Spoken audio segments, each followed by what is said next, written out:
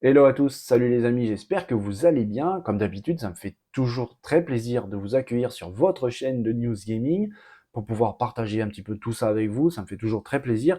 Merci à tous ceux qui ont rejoint l'aventure. Vous êtes au bon endroit pour voir des news. Et sincèrement, cet épisode 43, ça s'annonce vraiment consistant, bien croustillant. Alors les amis, prenez une chaise confortable, installez-vous, prenez quelque chose à boire. Aujourd'hui, c'est vraiment pas mal. Allez, c'est parti.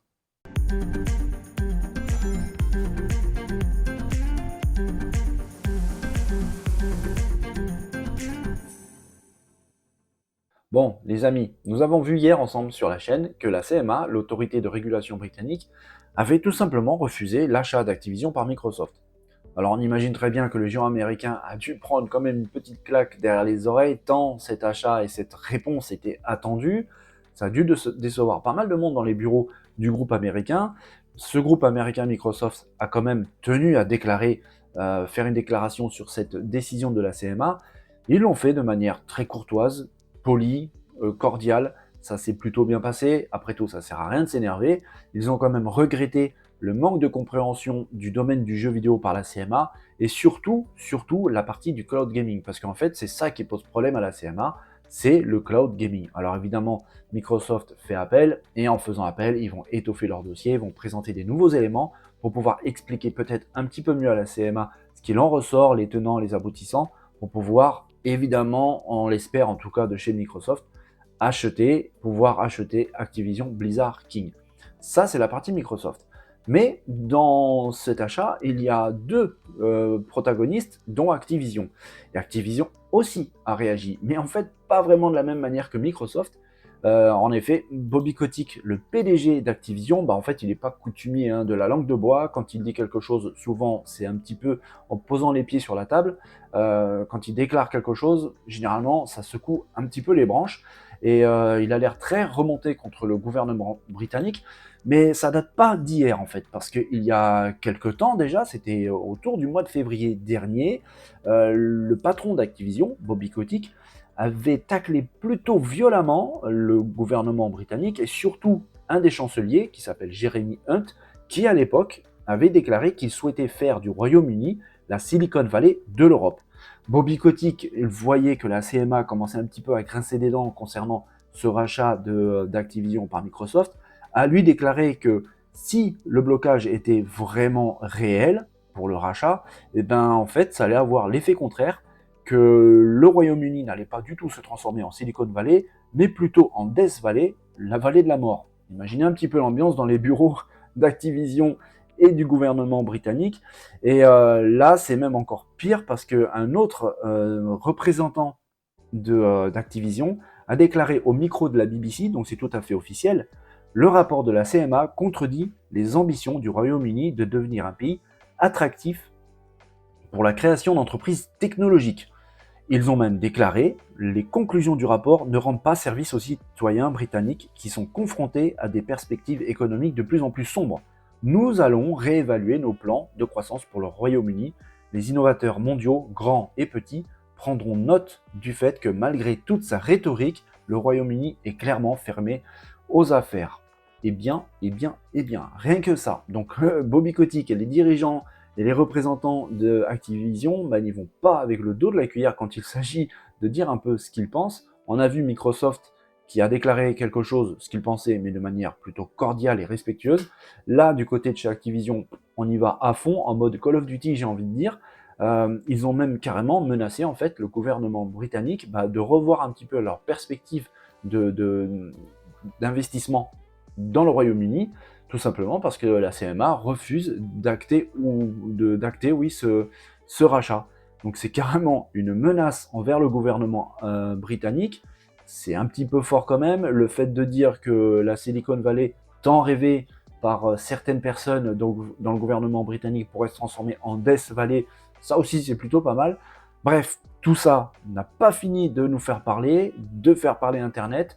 Surtout qu'en plus, un appel au tribunal britannique, ça peut être très très long. On parle de 8-9 mois, peut-être un petit peu plus. Donc à mon avis, l'année 2024 qui va arriver va aussi avoir encore un petit peu ce scénario du rachat d'Activision par Microsoft.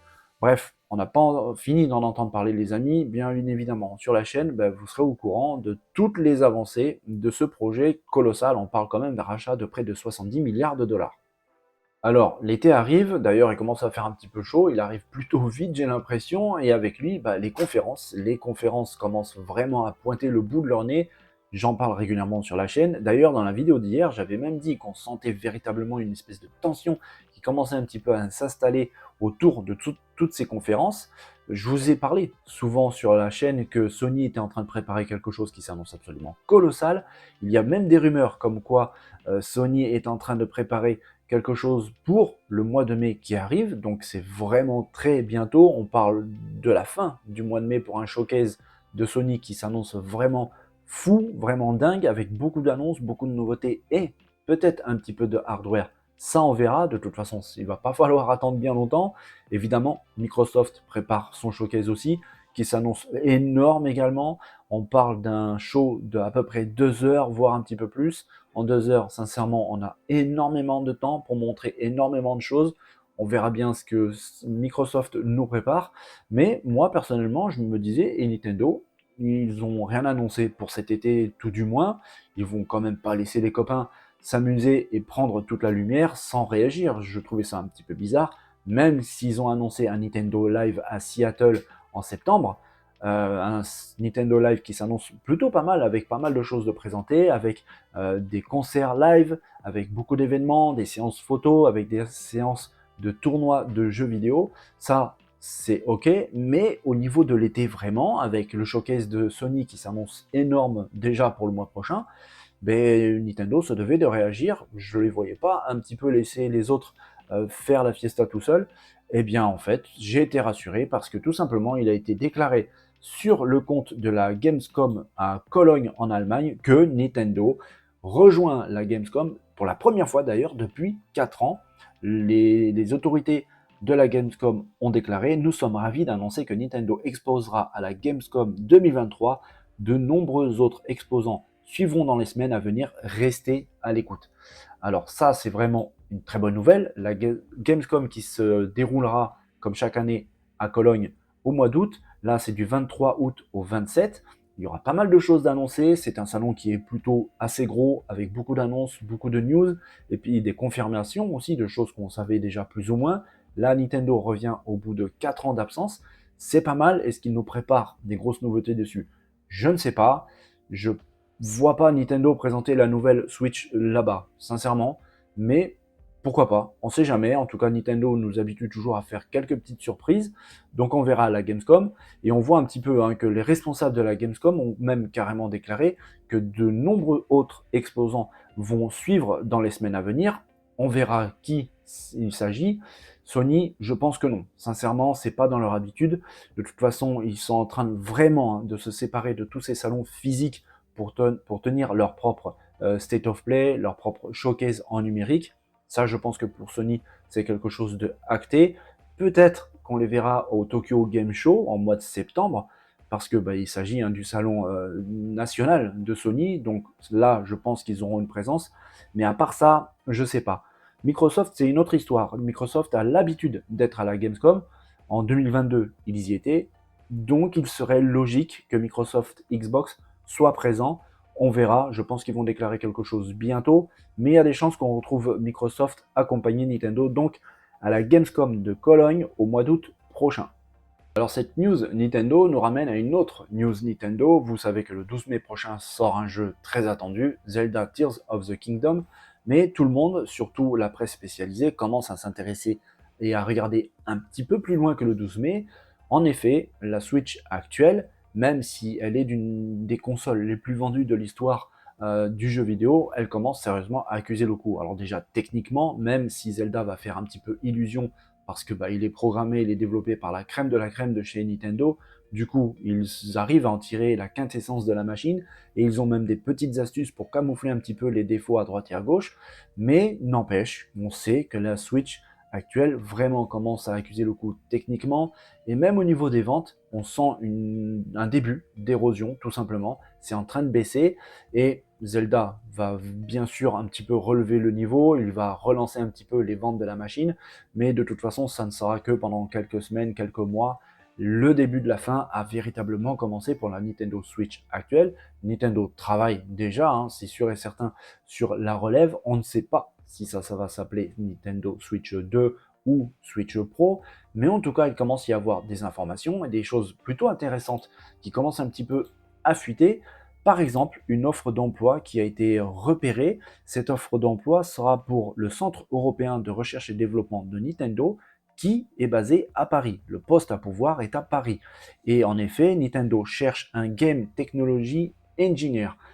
Attention, je ne parle pas de hardware engineer, mais bien de game technology engineer, avec un intitulé qui dit: l'objectif sera de viser et de dépasser les solutions de pointe dans ces domaines en ciblant les plateformes Nintendo actuelles et de la prochaine génération. Il sera nécessaire de collaborer avec les développeurs de jeux pour mettre de nouvelles technologies sur le marché. Alors on comprend très bien sur cet intitulé, en lisant de la prochaine génération, que là, Nintendo parle bien évidemment de la prochaine génération de consoles. On ne dit pas, ce n'est pas marqué, et d'ailleurs de toute façon, on ne peut même pas déceler une quelconque idée de nom de console, que ce soit Switch 2 ou Switch Pro, on ne sait pas. Par contre, l'intitulé de cette annonce fait état aussi de cross-platform. Alors, ça peut laisser sous-entendre, et je pense même plutôt clairement, que la future console de Nintendo pourra aussi lire les jeux de la Switch actuelle. Ça, c'est plutôt pas mal pour faire une transition plutôt sympa pour les futurs possesseurs de la future console, qui, on le sait, comme à chaque fois, une console, quand elle arrive, elle n'a pas une ludothèque absolument faramineuse. Celle de la Switch l'est quand même un petit peu plus, et si on peut commencer à jouer avec la future console, avec les jeux actuels de la Switch, ça permet de patienter un petit peu. Même si je sais très bien qu'il y a déjà des jeux en développement pour la future Switch. Ne vous inquiétez pas, vous n'allez pas que jouer aux anciens jeux sur la nouvelle machine. Bref, on ne sait pas encore beaucoup de choses, mais le fait qu'il y a déjà des offres d'emploi pour le jeu, hein, c'est pas du hardware, hein, ça veut dire que la console en elle-même, techniquement, au niveau de la conception, elle doit déjà être très très bien avancée, parce que la Nintendo cherche des personnes qui sont capables de profiter, de tirer parti donc de cette nouvelle machine. C'est intéressant, ça veut dire que les choses commencent à bouger très sérieusement. Je vous avais déjà dit plusieurs fois sur la chaîne que j'imagine ça arriver courant 2024. Les choses commencent à bouger, Nintendo qui va à la Gamescom, le Nintendo Live à Seattle au mois de septembre. Cette période s'annonce vraiment folle, parce qu'en plus de cette future Switch, il y a d'autres concurrents qui vont aussi présenter d'autres choses. Il y a une éventuelle PS5 Pro, une éventuelle PS5 Slim. Les amis, cette période qu'on est en train de vivre de maintenant jusqu'à 2024 va être vraiment, vraiment passionnante. Je serai vous, je resterai connecté sur la chaîne pour ne rien louper. Bon les amis, si j'étais vous, je prendrais une chaise, je prendrais un truc à boire, et vraiment, je serais un petit peu attentif à cette news qui arrive, parce que c'est vraiment intéressant, c'est assez lourd. Je vous dis régulièrement, on parle régulièrement sur la chaîne d'une console portable qui, normalement, devrait arriver bientôt. Cette console portable, c'est la toute première d'un constructeur très apprécié au niveau du gaming, c'est Asus. La console, c'est la ROG Ally. Ça fait beaucoup parler de monde, c'est très intéressant, ça s'annonce vraiment prometteur. Cette console portable, on l'a vu plein de fois au travers pas mal de vidéos, des vidéos même officielles de Asus. C'est vrai que le constructeur ne dévoilait pas grand-chose à part cette vidéo, ils n'ont pas vraiment révélé beaucoup de choses au niveau technique, mais ça y est, on commence vraiment à la connaître. On sait qu'elle a un très bel écran LCD, par contre IPS, qui a une fréquence de 120 Hz. Le processeur est vraiment très intéressant, c'est un AMD Ryzen Z1 Extreme qui s'annonce véritablement très costaud, rapide, puissant, et chose intéressante, très peu gourmand au niveau de l'autonomie. Ça pourrait être pas mal pour la machine, et aussi, surtout, pour la chauffe. La capacité de stockage s'annonce vraiment intéressante, avec un SSD version M2 jusqu'à 512 Go de stockage, et la RAM, on a droit à 16 Go de mémoire en DDR5. Donc ça s'annonce costaud, ça s'annonce rapide, ça s'annonce solide et très intéressant, parce que la machine, elle sera équipée en plus de ça nativement de Windows 11. Tout simplement, ça permet d'ouvrir un panel, une large éventail presque infini d'applications. C'est simple, tout ce que vous avez sur votre PC, vous pourrez le faire avec l'Asus ROG Ally. Et au niveau du gaming, ça s'annonce vraiment très intéressant parce que puisqu'elle tourne sur Windows 11, eh bien tout simplement, vous pourrez mettre toutes les plateformes de jeux existantes, Ubisoft, Electronic Arts, Steam, vous pourrez mettre Epic Games et bien autre chose. On y revient très bientôt. Je vous ai dit de vous asseoir, vraiment, restez assis parce que la news qui arrive et une autre un petit peu plus loin s'annonce vraiment très intéressante. Nous avons ici tout simplement la capture d'écran de la page d'un revendeur très connu aux États-Unis, Best Buy, qui vient tout simplement de faire fuiter la mise en ligne de la vente de la ROG Ally, tout simplement, avec le prix en dollars américains. Alors ça paraît cher, parce que si on fait la conversion, on arrive tout de même à un prix en euros de 758, 760 euros. Tout de même, au jour d'aujourd'hui, 760 euros, les amis, je sais très bien, aussi bien que vous, c'est pas rien, hein, c'est pas donné. Ça paraît cher, réellement, mais si on la met face à sa concurrente première, la Steam Deck de Valve, finalement, c'est pas si cher que ça, parce qu'en fait, si on prend le Steam Deck dans sa version la plus costaud, la plus puissante, avec la même capacité de stockage de 512 Go, on arrive à un prix tout de même de 679 euros. Alors 679, 758 au final pour une machine qui est bien plus puissante, parce qu'on parle quand même d'une différence de puissance de au minimum 50%. Au niveau du gaming, 50%, sincèrement, c'est énorme, avec des caractéristiques globales vraiment beaucoup plus intéressantes. Windows 11 natif à l'intérieur, et donc avec toutes les possibilités qu'amène Windows dans une console portable, vraiment c'est très intéressant. Au final, c'est vrai que c'est cher dans l'absolu, évidemment, mais si on met les choses un petit peu à plat, face à face, si on met les choses à plat sur une table, on se rend compte que finalement, c'est pas si déconnant de ça. Ça permet un petit peu de réfléchir un petit peu.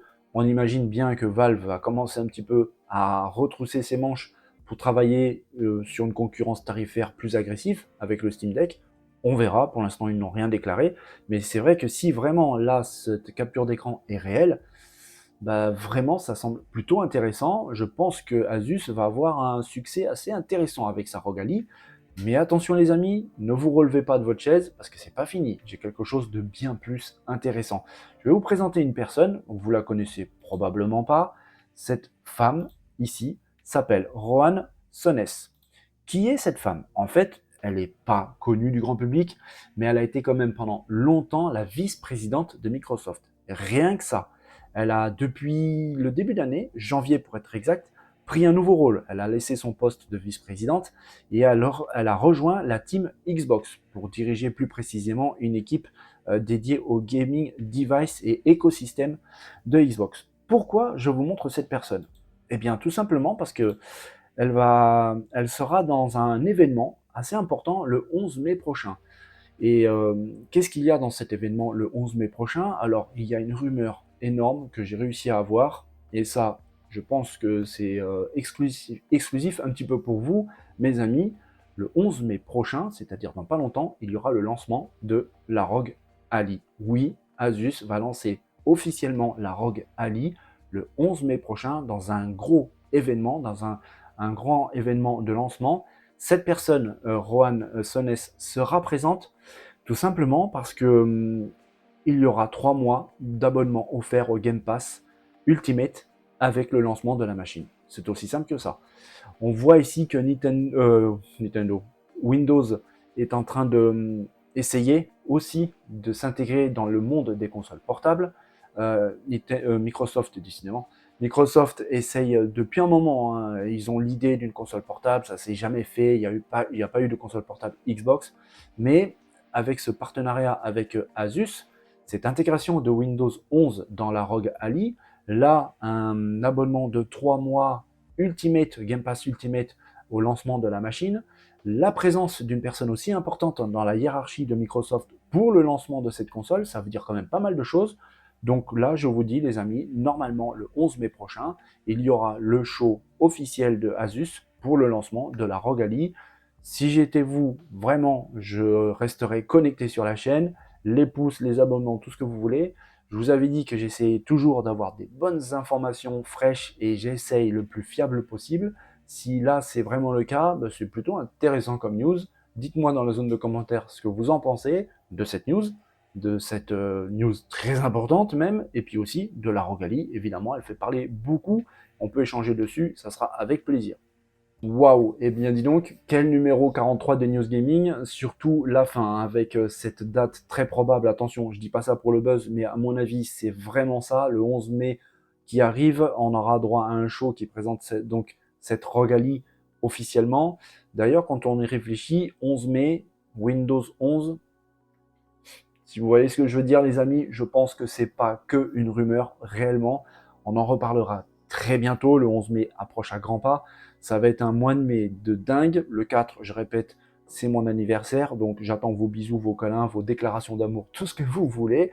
On sait déjà qu'il y aura une conférence Sony plutôt vers la fin du mois de mai qui s'annonce absolument colossale. Là, très probablement le 11 prochain, donc la présentation officielle de la Rogalie.